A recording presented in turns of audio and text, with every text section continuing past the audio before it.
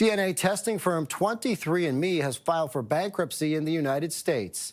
The company has struggled with weak demand for its ancestry testing kits and the aftermath of a 2023 data breach that damaged the company's reputation. The founder also resigned as CEO today.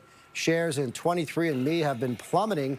The San Francisco-based firm has laid off 40% of its workforce in recent months. And with me today is Eva Galperin, the Director of Cybersecurity at Electronic Frontier Foundation. Eva, thanks so much for joining us on CTV News Channel. What happens to the DNA now that 23andMe has filed for bankruptcy? Well, now 23andMe is going to look for a buyer. They're looking for somebody who's going to buy the company.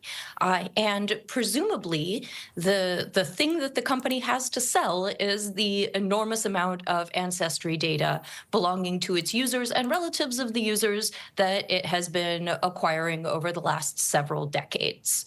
23andMe has said that they are looking for a buyer that will be as careful and respectful of the privacy and security of this data as they have been, which in my opinion is not a high bar.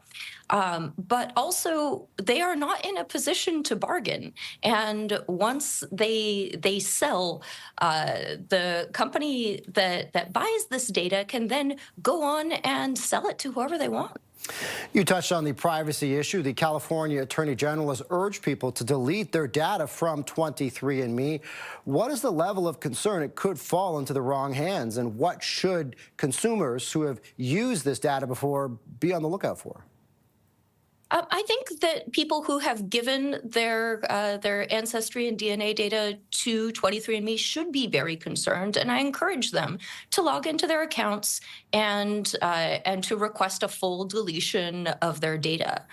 Additionally, people should consider the fact that they share DNA with their relatives, and so if any of your relatives have 23andMe accounts, it gives away a lot of information about your own ancestry and DNA. So you might want to talk to your relatives about deleting their accounts as well.